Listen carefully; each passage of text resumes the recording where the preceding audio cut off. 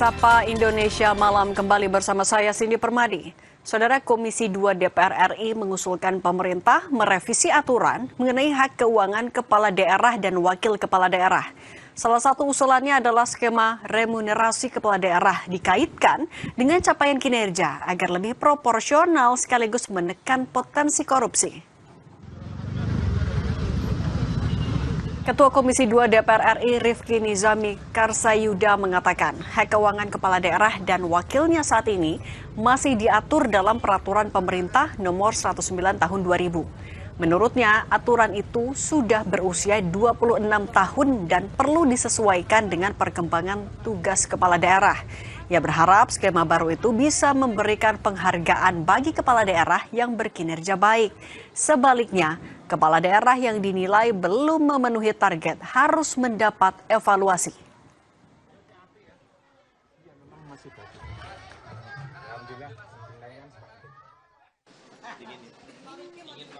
Kami juga mendorong agar dilakukan reformulasi terhadap hak keuangan kepala daerah dan wakil kepala daerah secara proporsional dan berbasis capaian kinerja.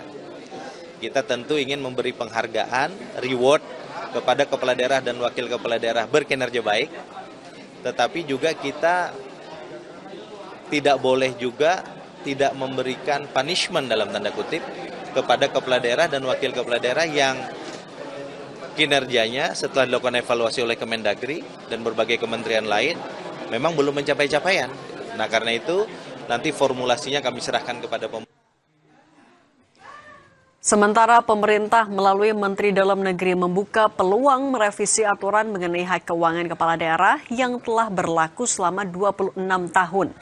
Kini Kementerian Dalam Negeri harus menyusun formula baik terkait dengan besaran nilai dan formulasi penilaian kinerja.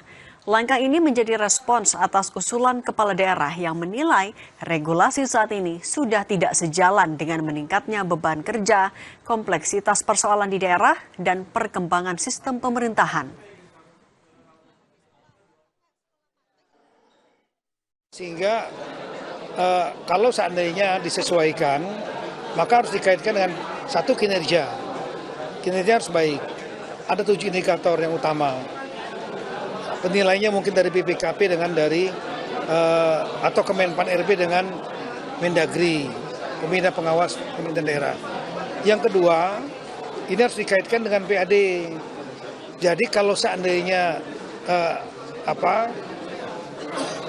ada semacam belanja operasional dikaitkan dengan besaran PAD, bukan hanya kepala daerah yang diuntungkan, tapi juga masyarakat diuntungkan. Karena ada keinginan oleh kepala daerah nggak cuek saja. Dia akan berusaha untuk mencari ide kreatif, inovatif tanpa memberatkan rakyat untuk mencari pendapatan asli daerah. Berdasarkan data yang kami kutip dari kontan.id, hak keuangan kepala daerah tidak hanya dari gaji pokok. Dalam PP nomor 19 tahun 2000, kepala daerah juga memperoleh sejumlah fasilitas dan tunjangan. Adapun gaji pokok gubernur adalah 3 juta rupiah per bulan dengan tunjangan 5,4 juta rupiah. Untuk gaji pokok wakil gubernur ada di angka 2,4 juta rupiah per bulan dengan tunjangan 4,32 juta. Sementara untuk bupati dan wali kota, gaji pokoknya sebesar 2,1 juta rupiah per bulan dengan tunjangan 3,78 juta rupiah. Dan gaji pokok wakil bupati dan wakil wali kota sebesar 1,8 juta rupiah per bulan dengan tunjangan 3,24 juta rupiah.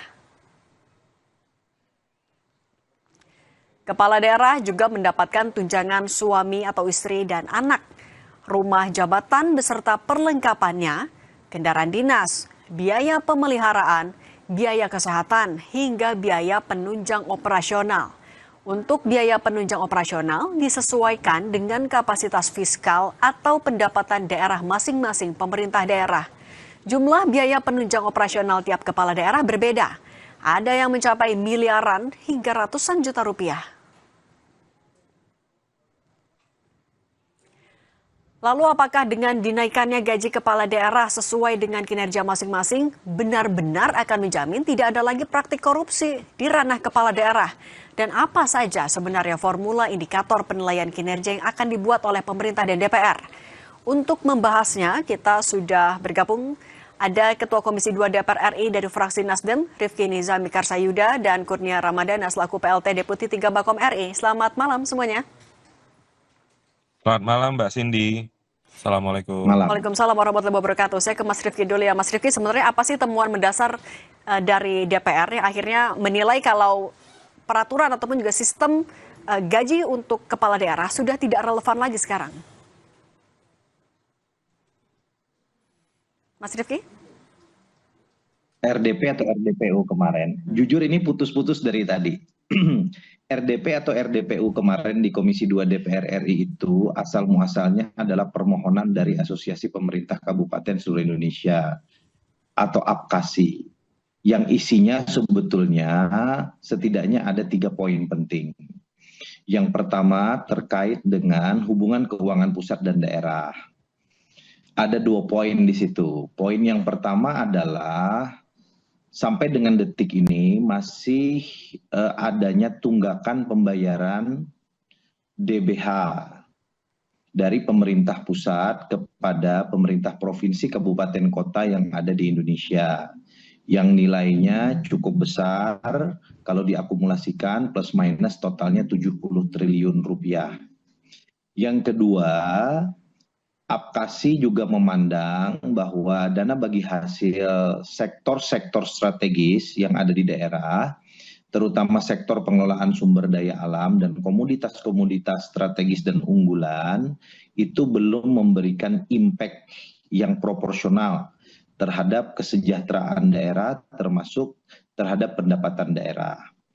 Yang kedua, APKASI juga menyampaikan aspirasinya bahwa hak keuangan kepala daerah dan wakil kepala daerah yang tertuang di dalam Peraturan Pemerintah Nomor 109 Tahun 2000 yang usianya sudah 26 tahun itu dianggap irrelevan dengan keadaan hari ini. Irrelevan yang pertama adalah tahun 2000 itu kita belum mengenal rezim pemilihan kepala daerah dan wakil kepala daerah secara langsung. Pada saat PP itu dibuat, ketentuan peraturan perundang-undangan pada level undang-undang pemerintah daerah dan undang-undang hubungan keuangan pusat dan daerah itu sangat berbeda dengan kondisi hari ini. Yang kedua, kenapa mereka mengusulkan adanya revisi terhadap PP tersebut? Karena kondisi kompleksitas tugas, ya, nilai kemahalan, dan berbagai macam hal yang ada di daerah itu sangat berbeda dibanding 26 tahun yang lalu. Dan yang ketiga tentu kita tidak menutup mata walaupun ini bukan solusi tunggal, penyalahgunaan kewenangan termasuk korupsi di dalamnya bisa jadi salah satunya karena memang belum proporsionalnya pendapatan yang diterima secara legal ya, oleh kepala daerah dan wakil kepala daerah dibanding dengan pengelolaan keuangan dan kewenangan yang dia miliki yang cukup besar. Oke. Jadi Nah, mohon izin, kalau isu yang dimunculkan hanya usul gaji kepala daerah menarik bagi media memang, tetapi itu bisa jadi memperkerdil makna pertemuan yang kami buat di Komisi 2 DPR RI. Oke, kalau tapi dengan mempertimbangkan apa yang tadi disampaikan oleh Mas Rifki, Mas Kurnia, sebenarnya kalau menurut pemerintah itu sudah cukupkah kalau untuk menjadi solusi irrelevansi dari sistem gaji untuk kepala daerah saat ini? Ya, memang satu sisi kalau kita lihat konteks kebaruan hari ini, aturan yang tadi dibahas sejak tahun 2000 sudah lebih dari 25 tahun tidak pernah direvisi. Tentu ada perkembangan dinamika yang terjadi selama 25 tahun terakhir, sehingga dari rapat di Komisi 2 DPR RI kemarin, Pak Mendagri, Pak Tito menyampaikan akan berupaya untuk mengkaji aturan itu, tentu tidak hanya dilihat dari satu sudut pandang saja, dan melibatkan lembaga lain sebagai penilai. Dan juga misalnya kita harus melihat bagaimana kinerja dari kepala daerah itu untuk bisa ditingkatkan gajinya, sehingga konteks meritokrasinya tetap berjalan. Namun di luar itu, pemerintah berencana untuk membentuk tim mengkaji aturan tersebut, Mbak Cindy. Tapi Kalau Mas Kurnia, misalnya tapi kalau secara sudut pandang kapasitas fiskal kita, apakah memang sebenarnya pemerintah masih punya ruang yang cukup untuk menyesuaikan gaji kepala daerah? itu tadi yang saya sampaikan, hal tersebut sedang dikaji, baik dari aspek hukumnya dan juga kondisi fiskal yang ada di pemerintah saat ini. Ini tentu belum final, namun ini sebagai menangkap aspirasi-aspirasi dari kepala daerah yang kemarin juga datang ke Komisi 2 DPR RI. Demikian, Mbak Cindy. Nah, untuk nantinya indikator yang sedang digodok oleh pemerintah salah satunya, keberhasilan kinerja dari kepala daerah apa aja, Mas Kurnia? Mas Kurnia? Oke, tampaknya ada gangguan sinyal. Kalau gitu saya nanya ke Mas Rifki. Mas Rifki, nanti parameternya apa? Keberhasilan seorang kepala daerah dalam melakukan kerjanya? Saya mau jawab yang pertama dulu, bagaimana dengan portofolio Mbak. anggaran, ya kan? Kalau kita bicara portofolio anggaran, maka kan kita bicara dua hal, pendapatan dan belanja. Apakah itu di tingkat nasional APBN maupun pada tingkat lokal APBD.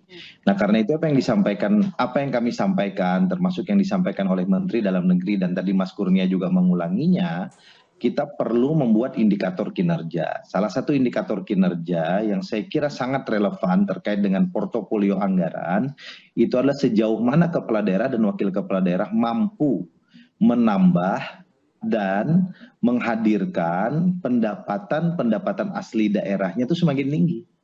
Kalau pendapatan asli daerahnya semakin tinggi, maka portofolio APBD-nya kan semakin besar. Nah, dari situ kita bisa melihat bahwa dia memiliki salah satu indeks kinerja yang baik. Wajar kalau kita kasih insentif. Tapi di sisi yang lain, kita juga harus membuat kriteria. Kalau justru di tangan dia pendapatan daerahnya semakin menurun, bisa jadi kita berikan disinsentif. Nah, yang lain-lain indikatornya tentu banyak. Salah satunya adalah bagaimana dia mampu mendeliver seluruh program-program, terutama program-program yang bersifat strategis secara nasional. Karena tidak mungkin program-program strategis nasional itu bisa berjalan dengan baik tanpa dukungan oleh para gubernur, bupati, wali kota. Karena lokusnya pasti ada di daerah. Jangan sampai seluruh instansi vertikal bekerja dengan keras, tetapi justru pemerintah daerah seolah-olah abai. Nah, semua ini saya kira menjadi indikator yang penting untuk disusun oleh pemerintah. DPR RI memberikan keleluasaan kepada pemerintah untuk menyusun indikator kinerja kepala daerah sebagai dasar bagi kita memberikan insentif yang proporsional dan berbasis kinerja kepada kepala daerah dan wakil kepala daerah kita di Indonesia ini. Saya kira itu yang berkembang kemarin di DPR dan saya kira pemerintah sekarang pasti akan bekerja dengan cepat untuk merespon ini karena kalau kita ingin masukkan ini di dalam Undang-Undang APBN tahun 2027 maka batas akhirnya itu nggak lama lagi sekitar setengah bulan atau 3 minggu lagi sebelum nota keuangan disampaikan oleh Bapak Presiden dalam pidato kenegaraan tanggal 16 Agustus yang akan datang di DPR MPR. Oke, Mas Kurnia tadi diberi keleluasaan pemerintah untuk menggodok indikatornya. Berarti apa saja yang akan dibahas parameter keberhasilan seorang kepala daerah? Ya, dari penyampaian Pak Mendagri kemarin ada 7 rencana indikator yang akan disusun oleh pemerintah. 2 diantaranya terkait dengan kinerja yang baik, kemudian yang kedua tentang pendapatan asli daerah, dan juga kita akan melihat bagaimana nanti membuat indikator terkait dengan keberhasilan rancangan program-program di daerah dan juga deliver ketika bekerja sama dengan pemerintah pusat untuk menyelenggarakan program-program prioritas pemerintah pusat ketika ada connecting dengan pemerintah daerah. Namun sekali lagi Mbak Cindy, ini masih dalam proses pembahasan yang baru disampaikan oleh Pak Mendagri terkait dengan kinerja dan pendapatan asli daerah, namun paling tidak penegasan dalam forum ini, kalaupun ini ada revisi, tentu indikator-indikator tersebut harus mencerminkan konsep meritokrasi. Jadi insentif itu diberikan karena ada prestasi yang diberikan atau diperlihatkan, tentu Oke. berkenaan dengan pelayanan publik dengan masyarakat. Mas Kurnia, Demikian. tapi kan setiap daerah punya kekhususan, punya tantangan, punya kemampuannya masing-masing. Itu adalah indikator yang akan diseragamkan di semua wilayah. Ya, justru itu nanti kita akan melihat kalau ada daerah-daerah yang punya kekhususan tersendiri, namun paling tidak alat ukur indikator tersebut tentu diletakkan secara objektif dan dapat diterapkan ke seluruh daerah. Misalnya soal kinerja yang baik. Kinerja yang baik itu kan umum, seluruh daerah itu memang dituntut untuk hal tersebut. PAD juga seperti itu. Sehingga konteks 25 tahun tidak pernah direvisi tersebut dapat bisa terlaksana dengan baik. Namun sekali lagi tentu melihat ketersediaan fiskal pemerintah dan juga konteks efisiensi anggaran yang juga sekarang sedang dilakukan. Oke, kalau gitu, kalau misalnya gaji dari seorang kepala daerah akan disesuaikan dengan kinerjanya, bagaimana pemerintah dan DPR memastikan tidak ada konflik kepentingan, tidak ada unsur politis ataupun juga subjektivitas. Tapi kita akan lanjutkan diskusinya usai jeda, tetap bersama kami di Sapa Indonesia Malam.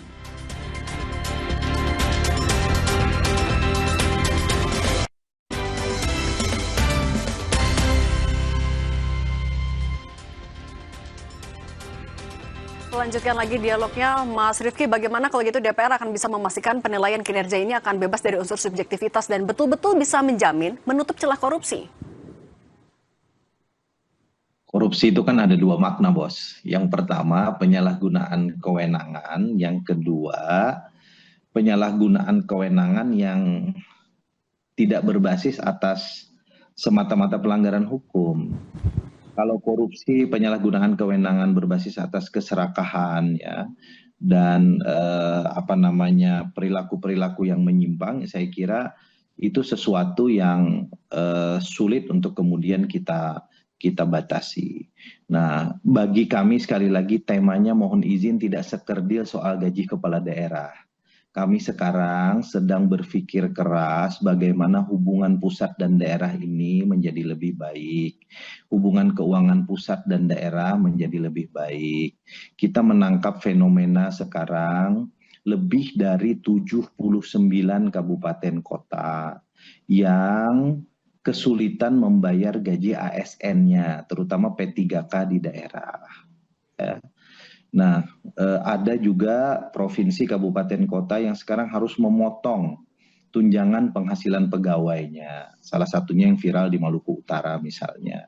Ini kan sesuatu yang harus kita segera tangani. Adapun terkait dengan gaji kepala daerah, sekali lagi ini adalah instrumen terakhir yang sedang kita perhitungkan untuk para kepala daerah. Kita menempatkan yang di depan adalah kepentingan-kepentingan pembangunan, kepentingan rakyat, termasuk para ASN di dalamnya yang jauh lebih urgent.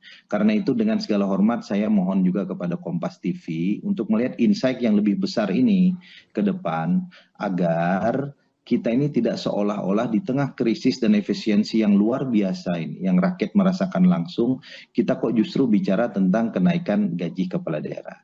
Gaji kepala daerah sekali lagi bukan soal angkanya, tetapi soal bagaimana di balik itu kita memiliki formula agar para kepala daerah dan wakil kepala daerah justru mampu bekerja dan berkinerja dengan baik.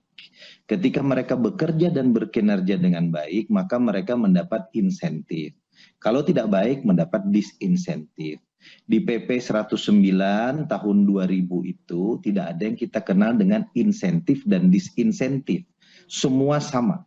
Alat ukurnya hanyalah gaji pokok, ya, kemudian tunjangan yang berasal dari besaran pendapatan asli daerah, dan seterusnya dan seterusnya. Nah, karena itu kita ingin memasuki era baru, semua harus menggunakan indikator kinerja, dan saya sudah mendapat laporan dari Pak Mendagri. Pak Mendagri sudah bertemu dengan Pak Menteri Keuangan dalam beberapa hari terakhir ini.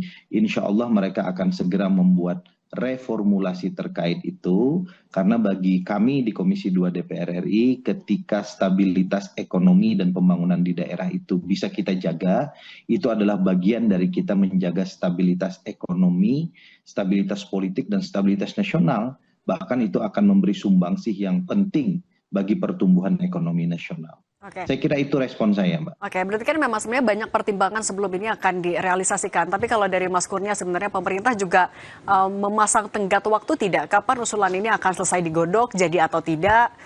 Diaplikasikannya kapan gitu?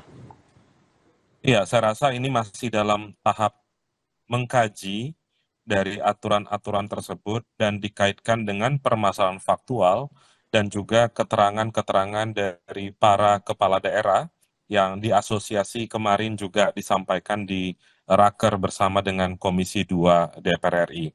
Mbak Cindy, ini juga kemarin Pak Mendagri menyampaikan bahwa instansi yang nanti akan memberikan penilaian tidak instansi tunggal. Ada pihak BPKP atau Kemenpan RB yang juga nanti akan terlibat dalam proses menentukan dan menilai keterpenuhan indikator-indikator tersebut. Itu satu. Kemudian yang kedua, ada juga tadi perbincangan tentang apakah aturan ini akan meminimalisir praktik korupsi. Tentu kita tidak bisa mensimplifikasi hal tersebut. Korupsi itu faktornya ada sangat banyak. Namun kenaikan gaji ini hanya satu variabel kecil dari yang tadi Pak Rifki sudah sampaikan dari grand design, bagaimana mensinkronisasi peningkatan perekonomian dengan pembangunan di daerah, program di pemerintah pusat dengan program di pemerintahan daerah agar sinkron dan ini dilakukan demi kepentingan masyarakat yang lebih luas. Demikian Mbak Cindy. Oke, kalau gitu juga untuk memastikan apabila ini memang sedang digodok gitu, agar nanti kalau misalnya memang jadi diaplikasikan, bisa membawa multiplier effect yang banyak juga untuk masyarakatnya. Gimana pengawasannya, Mas Kurnia? Ya, pengawasannya dengan menentukan indikator-indikator tersebut, dengan menilai keterpenuhan indikator-indikator tersebut. Tentu konsep insentif dan disinsentif tersebut atau yang lazim di dunia birokrasi kita kenal dengan konsep meritokrasi akan dilakukan ke depan. Tidak sewenang-wenang semuanya bisa mendapatkan insentif, akan tetapi harus dan mutlak memenuhi indikator-indikator tersebut. Demikian Mbak Cindy. Oke, Mas Kurnia, Mas Rifki, terima kasih sudah berbagi bersama kami di Sapa Indonesia Malam. Sehat selalu semuanya. Kami akan kembali dengan informasi Angkatan Darat Iran meluncurkan serangan drone peledak bagian dari fase ke-27 Operasi Shakih atau Operasi Guntur melawan AS dan negara sekutunya. Informasi akan hadir bersama rekan saya Tifal Solesa.